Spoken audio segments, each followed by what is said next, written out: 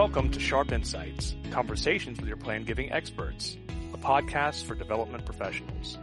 Whether you're new to the field or looking to enhance your existing program, we will provide practical tips, expert advice, and real-world stories to deepen your understanding of plan giving. If you're committed to securing long-term support for your nonprofit, you've come to the right place. Welcome to Sharpe Insights, Conversations with Your Plan Giving Experts.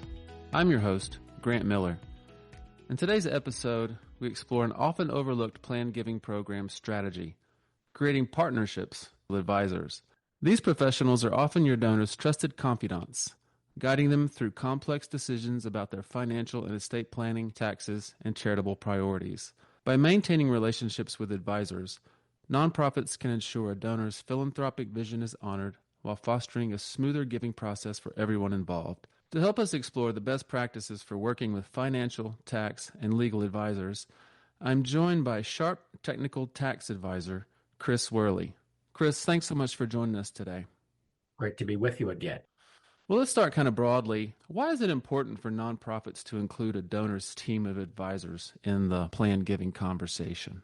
You have to make a virtue of the necessity that it's going to occur whether you want to or not, especially for the largest gifts. Somebody on the team of advisors is going to confirm for the client that the client can afford the gift, that in the event of some type of emergency, the client's still going to have plenty left over. Someone on the team is going to confirm whether this gift makes sense in the context of an existing financial and estate plan. So you're making a virtue out of the necessity of involving the advisor. And if that isn't enough motivation for you to involve the advisors, if you don't, the odds are not in the charity's favor that the gift gets to the finish line, or it's on the verge of getting to the finish line and someone throws the stop sign up. So you don't want to avoid that. You really want to demonstrate your good faith that you want to work with the advisors.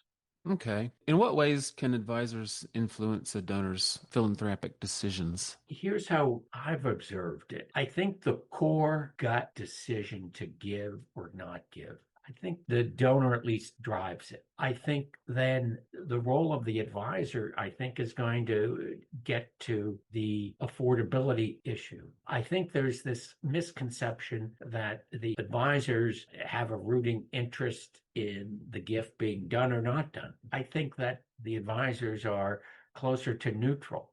I think that if the advisors feel the donors can afford it, they want to get to the finish line.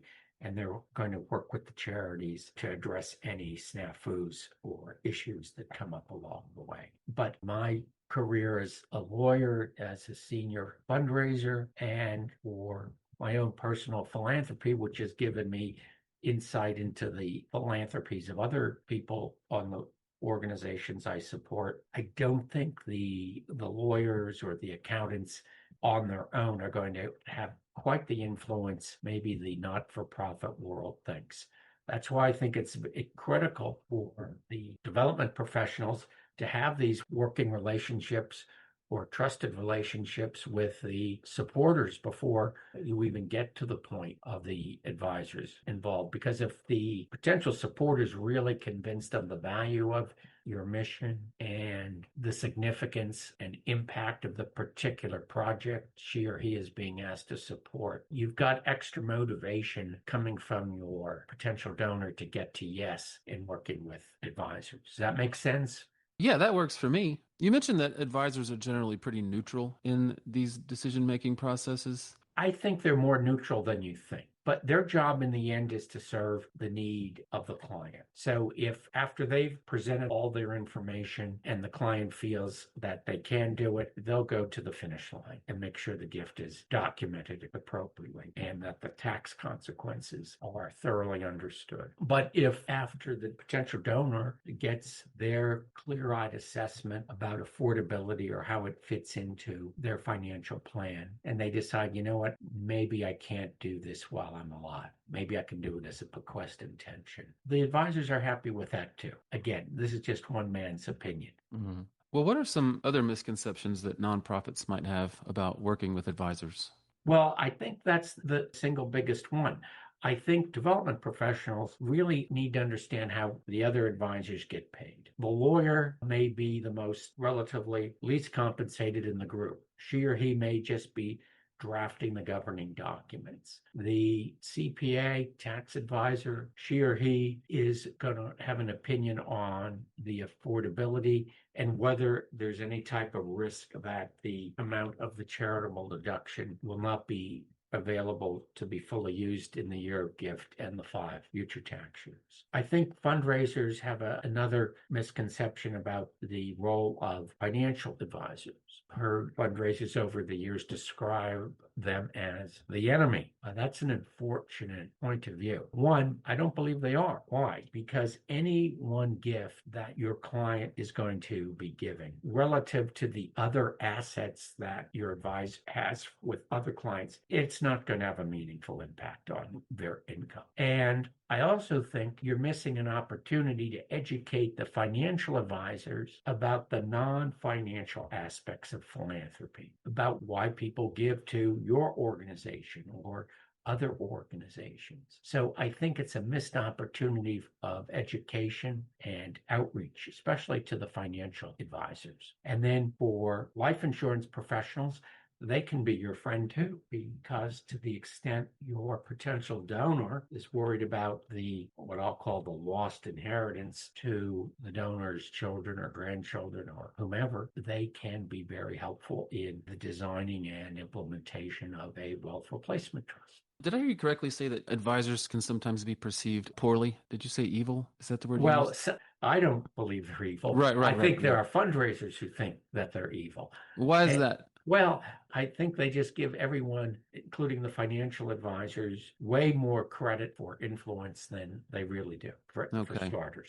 And I like to say everybody's got a right to be paid. The lawyers, the CPAs, the financial advisors. But in the end, the clients are the ones that have the power. And if they want to do the gift and they're insistent on it, even in the wake of caution or concern, they're often still going to do it. Now, whether you as the charity should then accept that when you know that your client has had notice about concerns, that's a whole nother topic for another day. Okay. So they're our friends, not our enemies. Oh, no, they are your friends. Good. There's no question about that. As nonprofits, how can we continue to establish trust and credibility with the advisors that we work with? Well, I always look at it this way. When someone asks me for help, I feel much better about giving help when I've had a relationship with them, as opposed to being asked for help because I've got a secondary or tertiary relationship with someone whom the requester for help has.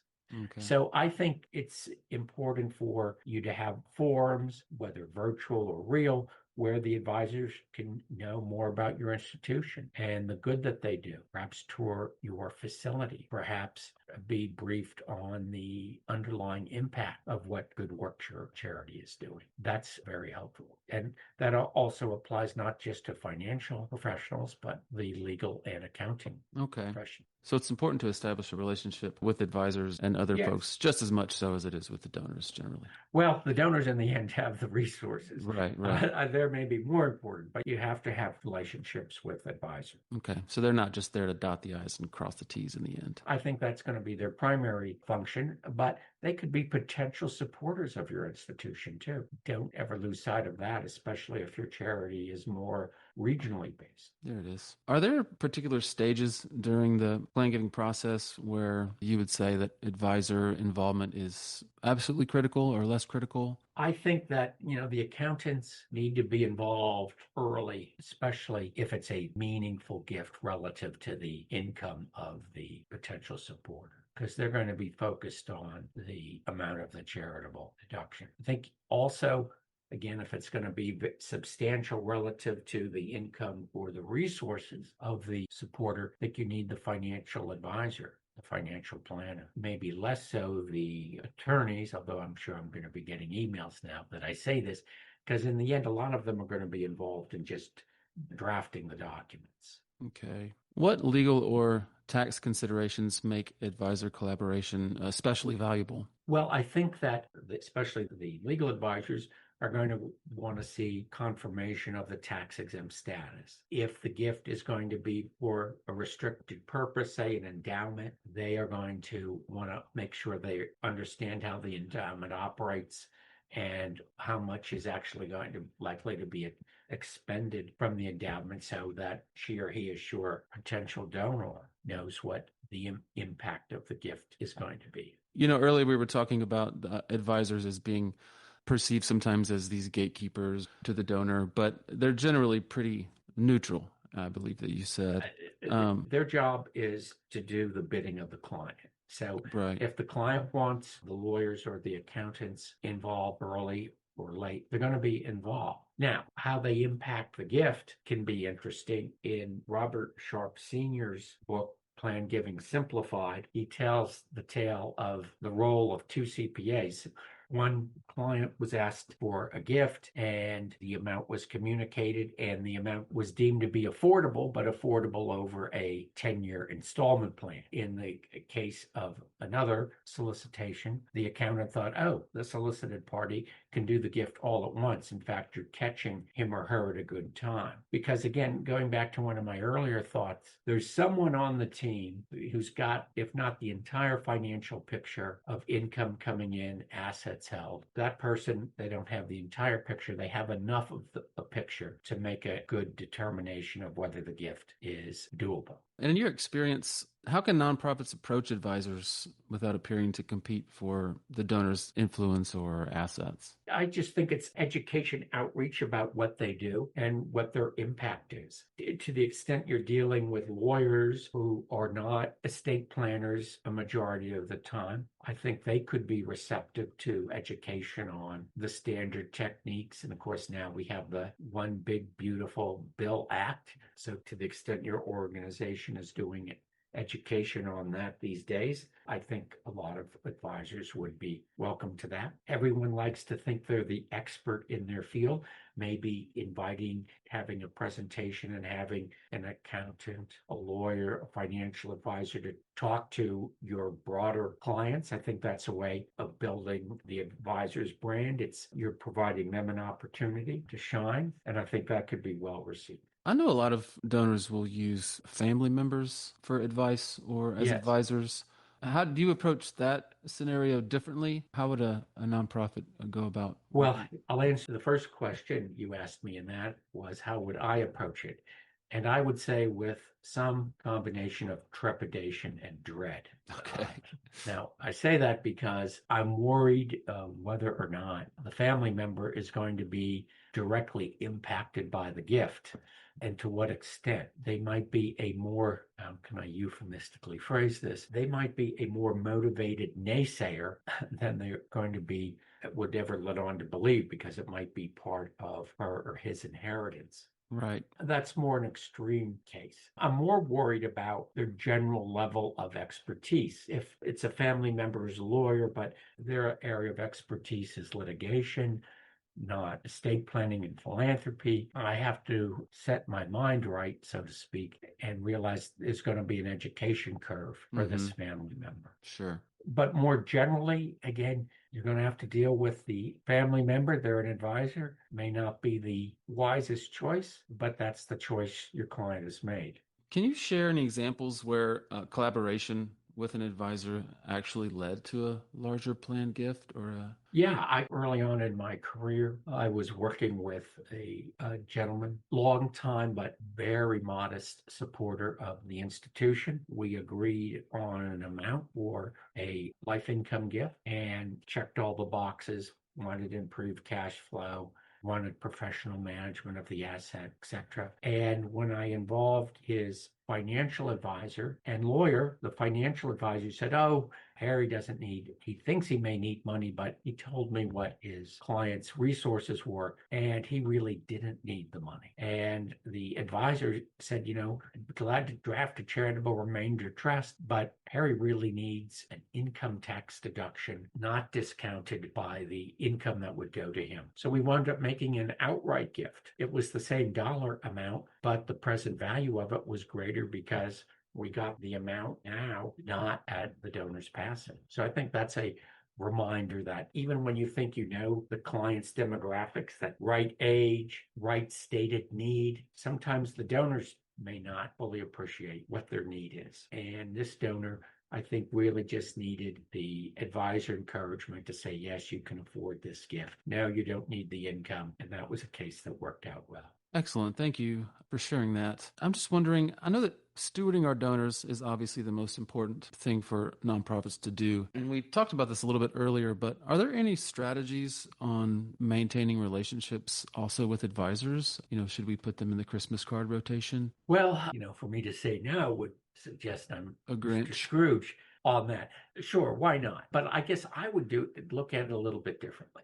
Let's just say your donors completed an endowment gift. If your supporter, I think your supporter might be very receptive to say, Harry or Sally, would you mind if we send a copy of the endowment report to pick whatever advisors you want? I think that would be very well received by any of the advisors, especially the lawyers and accountants. It's being a good steward. If you have a stewardship event, let's say your donor funded a professorship and you're having the investor ceremony for that, I'd invite the legal counsel, the financial advisors to that. The marginal cost of that is very little. And I think, one, it's the right thing to do. Two, I think it might give ideas or education to the advisors about what stewardship is all about, because I think many advisors will hear from clients that have bequest intentions and they've shared the bequest intention with the charity, and the charity does minimal or zero stewardship, and they complain to the advisors about it. They're not expecting the advisors to do anything,